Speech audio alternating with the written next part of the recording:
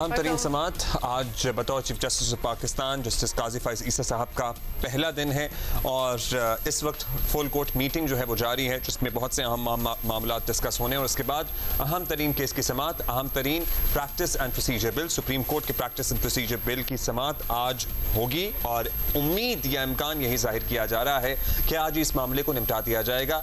ये मामला वही है जो लटका हुआ है, बेसिकली पेंडिंग है, स्टे के तहत। कुछ पॉइंट्स जो कि एजेंडा में शामिल हैं वो आपको बता दें, बल्कि मरियम नवाज हमारी कॉरेस्पॉन्डेंट भी हमारे साथ हैं। ज़ेर इल्तवा मुकदमात और तरजीही बुनियादों पर समाअत के लिए मुकदमात का इंतखाब एजेंडे में शामिल है।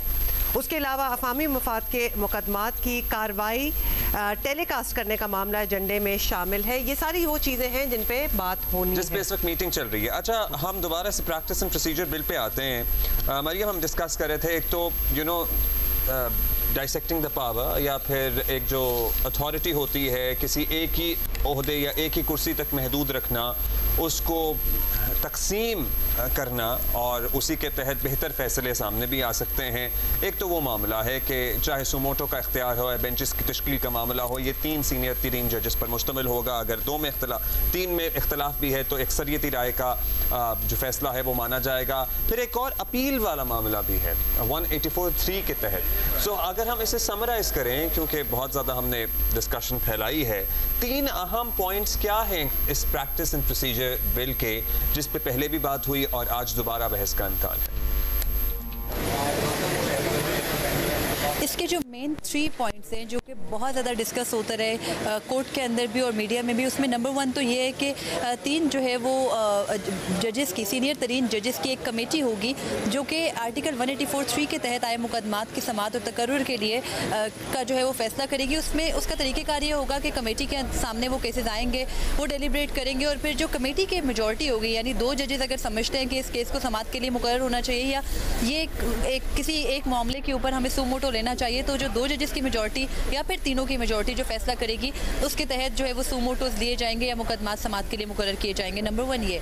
नंबर 2 इसके अंदर ये था कि जो आर्टिकल 184(3) के मुकदमात हैं उनमें रिव्यू के अंदर अपील का हक दिया गया, क्योंकि रिव्यू जो है वो उसका जो स्कोप होता है, यानी उसकी जो लिमिट होती है, हद होती है, वो बड़ी लिमिटेड होती है। उसमें सिर्फ ये देखा जाता है कि कहीं जजमेंट के अंदर कोई एरर्स तो नहीं रह गए, कोई फैक्ट्स थे जो कि सामने आने थे नहीं आ पाए, और अगर कोई जजमेंट के अंदर एरर ना हो तो रिव्यू को जो है वो खारिज कर दिया जाता है, या फिर अगर एरर्स हो तो फिर अपनी जजमेंट करेक्ट की जाती है। अपील का हक देने में बेसिकली ये होता है कि जो एग्रीव्ड पार्टी होती है, यानी कि जो मुतासरा फरीक होता है, उसको जो भी ऑब्जेक्शंस होती हैं वो एक तरह से री हेयरिंग होती है, दोबारा से मुकदमे की समाअत होती है और फिर जो है वो केस का एक नए सिरे से फैसला होता है। तो रिव्यू के अंदर 1 टाइम अपील, यानी एक दफ़ा जो है वो आर्टिकल 184(3) के मुकदमात के अंदर आप अपील का हक जो है वो दिए जाने का ये तय किया गया इस कानून साजी के अंदर, supreme court practice and procedure act के अंदर। तीसरी जो इसके अंदर अहम बात थी वो ये थी कि जो आइनी मुकदमात हैं, जैसे कि अभी supreme court practice and procedure सामने आया, इससे पहले इंतखाबात का केस सामने आया, टाइम टू टाइम कोई ना कोई आइनी मुकदमात अदालत के अंदर आते रहते हैं, तो उनको सुनने के लिए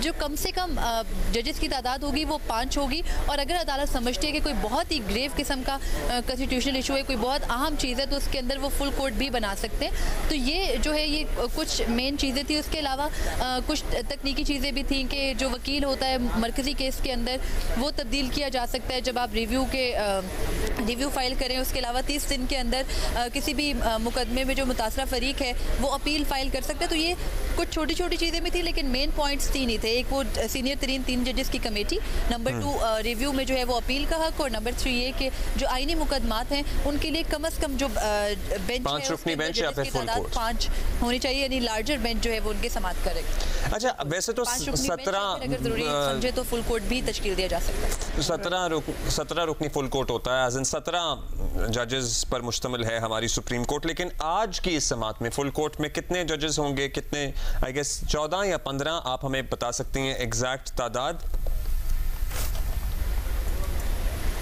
आज जो फुल कोर्ट होगी इसमें 15 जजेस होंगे। फुल कोर्ट से मुराद वो तमाम जजेस होते हैं जो कि मुकदमे की हेयरिंग कर सके। आपको शायद याद हो कि जब जस्टिस काजी फाइज ईसा के खिलाफ रेफरेंस आया था तो उनके खिलाफ जो रेफरेंस था वो भी फुल कोर्ट ही सुन रहा था, लेकिन वो 10 रुकनी फुल कोर्ट था, क्योंकि जो बाकी 3, 4, 5 जजेस से किसी का कॉन्फ्लिक्ट ऑफ इंटरेस्ट था, कोई उनके मुकदमे में जो है वो सुप्रीम जुडिशल काउंसिल में जो उस टाइम के चीफ जस्टिस है गुलजार अहमद, वो उनके खिलाफ फैसला कर रहे थे। कुछ जजेस जो थे वो उनके बाद सीनियरिटी पे आते थे कि अगर जस्टिस काजी फाइज ईसा के खिलाफ कोई फैसला आता तो justice Sardar Tariq justice Ijazul Ahsan chief justice बन सकते थे, तो उन दोनों को मफादात के टकराव की वजह से वो बेंच में शामिल नहीं थे। फिर 2 जजेस के ऊपर जस्टिस काजी फैज़ का ऑब्जेक्शन था, उन्होंने केस नहीं सुना, तो तब जो फुल कोर्ट थी वो 10 रुकनी थी। तो जितने अवेलेबल जजेस यानी जितनी पॉसिबिलिटी हो उस मुकदमे को जो आज़ादाना तौर पर सुन सके, वो जो अवेलेबल जजेस होते हैं उनकी जो तादाद होती है उसको हम फुल कोर्ट ही जो है वो यहाँ पर कहते हैं। अब यहाँ पर आज जो फुल कोर्ट की समाअत होनी है उसमें 15 जजेस हैं, क्योंकि एक तो